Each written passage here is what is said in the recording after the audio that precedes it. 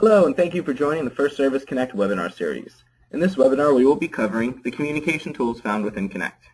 You have Resident Alert phone blasts, mass communication email blasts, and the capability of updating your website news for your community portal.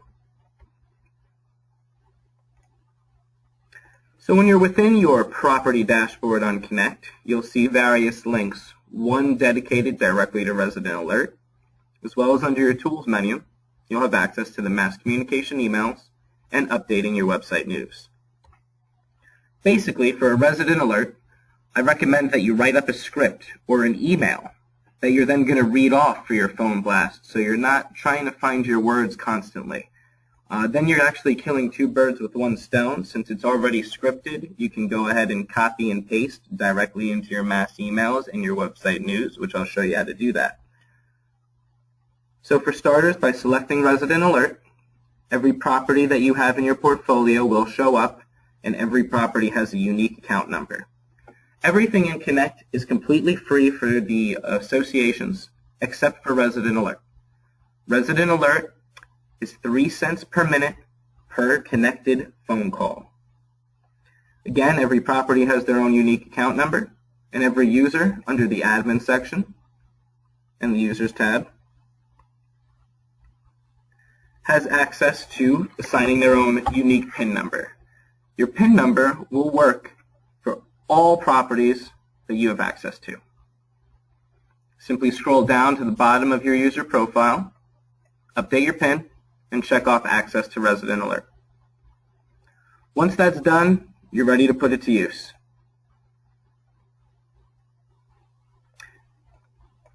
All of our properties utilize the same phone number to reach out to Resident Alert, and then there are hours of operation for non-emergency and emergency calls. Both non-emergency and emergency is tied into the phone numbers that we took a look at under the unit and the owner profiles. You can view any alerts that you've sent out for each of your properties. And something that I really like here is you have full-on instructions on what to do. It's an automated system, so you call an 866 number, you enter your property's unique account number, followed by the PIN that we created in your user profile. You decide if it's an emergency or a non-emergency alert. Emergencies will go in front of the non-emergency calls. You also have options to communicate with the entire community, the board, or specific floors and tiers that we set up within the unit database. After the tone, you'll record your alert. You'll press 1 if you like the way you sounded. You'll press 2 to re-record. I promise you, the first few you'll end up re-recording time and time again. You'll then confirm the alert, or you can cancel it, and you ship it right out to your property. There are also some frequently asked questions found on the instruction screen. Back out here to our Resident Alert. You can set up a preamble message. And a preamble message would be, for example, hello, this is Ross, community manager at, and include the property name. That message could be preceding your Resident Alert as all of them are sent out.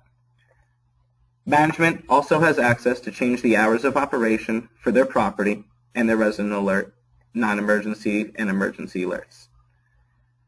Typically, we do 8 a.m. to 8 p.m.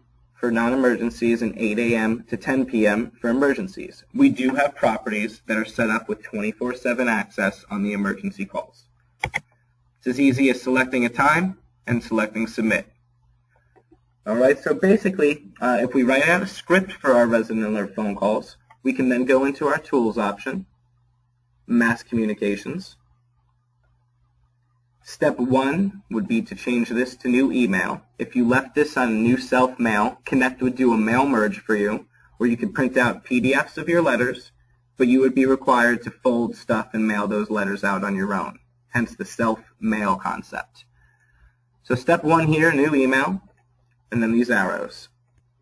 Follow the online instructions along the top. You're going to give it a batch name. Example here, meeting notice for elections. You can communicate with one property or up to 10. If you pick more than 10, the mass communication will automatically only go to your board members. All right, so if you wanted, you can move down additional properties and then select your recipients. Who is this communication for? Is it for everybody? Is it owners only? Renters, residents, and so on? For today's purposes, we're going to go check off all occupants. Let's click Continue. You then select the user. Are you communicating on behalf of yourself? You select your name. Maybe you're an assistant manager and you're communicating on behalf of your manager. You can go ahead and select their name as well. And there are various templates in here. One for email, one for letter, and a couple other ones pertaining to demand letters as well as community websites, registration, and PIN reminders. We also have welcome letters. Any of the letter sections within Connect, we can add your own templates to them. Simply submit a ticket in the IT portal. We'll get your documentation approved by HR and our in-house legal counsel. And then we could attach the template either for one of your properties, all of them, or if it's something generic, maybe we'll do it on a global level for the entire region. So after you select your template, you'll come down here to the bottom and click Continue, because you cannot edit anything within this view. Give it a subject. This is how it would read on the email itself in everybody's inbox. It defaults to save a copy in everybody's unit file under the Notes tab. It will send you a copy for your records. And you could also manually type out anybody else on your team to send them a copy as well. Maybe your executive would like to be copied. You can add a CC recipient to all of the emails. The email goes out BCCing, blind copying, all of the residents, so it does not share their email addresses globally. If you add a CC recipient, when your residents click reply, it'll go to both the sender and the CC recipient. Adding an attachment is fairly simple. Simply click Add, and it will bring up this Browse file, where you can then come onto your desktop and simply attach any of your documentation. You can add multiple attachments as well. There are limitations in the size, just like on any email provider, so beware about the size of your documents. Within the content editor, you'll see this format, a toolbar, similar to what we would see in Microsoft Word, and a template section to actually make some changes. If your admin profiles are set up, these brackets act as a code to pull in information. The date, the person that you're communicating with along with their address. It even gives it the format of a letter. If you updated your admin user profile, it'll pull in all of your contact information as well. So for example, we just throw in our subject, and our message details go here.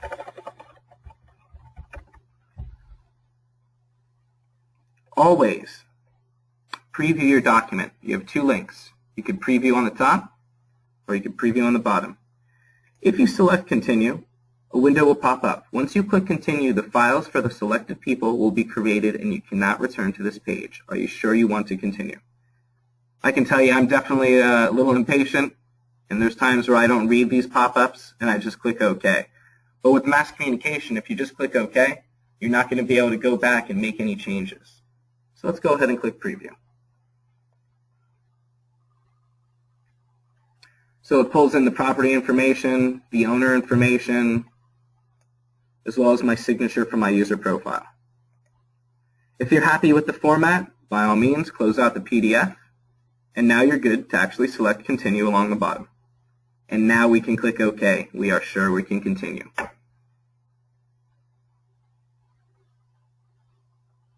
You can edit individual letters. Maybe you have a better relationship with one of your board members out there and you want to change the generic greeting to something a little more personal. By simply clicking on the edit link, you'll have the same content editor, but only for that one individual.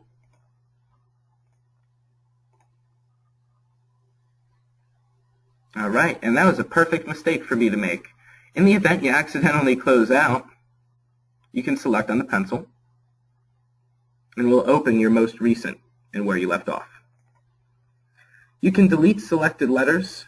Maybe there's a person or two out there that just simply doesn't want to hear from us anymore, or you notice a duplicate along the way. Go ahead and delete those. It'll prompt you if you're sure, and we'll select OK there. It'll refresh, and you'll see this window is a little smaller than it was a moment ago. Go ahead and select Continue. And just like if you're in Outlook or in Gmail, you can send your mass communication now, or you can basically save it as a draft and send it out later. Maybe you drafted this message late night and you want to avoid replies from the homeowners at that hour. You can go with Send a Mass Communication Letter later, and you just basically, when you come back in, you'll send it out, same way we got back in here. Or you can go with the Send Now option. The status will default to waiting.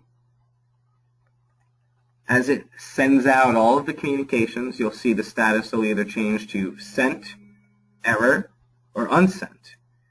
In the event that you find that your email didn't make it out, simply report the batch ID and the date created to the IT department, and we can obtain or push through your mass communication.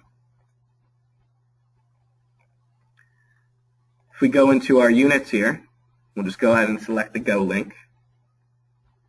Show all units. And go ahead and pick myself.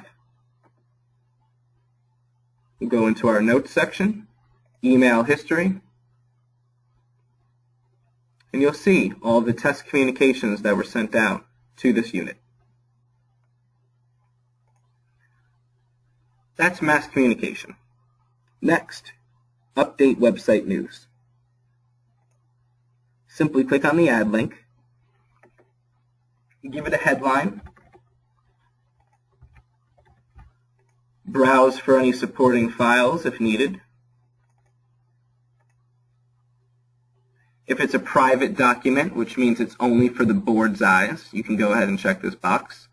And you could have a start and end date for when it displays. The more supporting notes you can add here, the better. Now what's really cool about this item is you can actually make these items scroll on various pages. Now I don't recommend you make all of your news alerts scroll along the top of the page, but if there's anything more important and you want it to stand out, this is a great feature for you. Simply click on Submit. We'll see we'll pull up our community website here, and you'll see scrolling alerts like so. Once you log in, those alerts will scroll on the top. You'll have a storage of news over here. And there's also a backlog of all news found within the My Community section, which we'll get into later in this series. And those are our three major communication tools of Connect. Thank you for joining.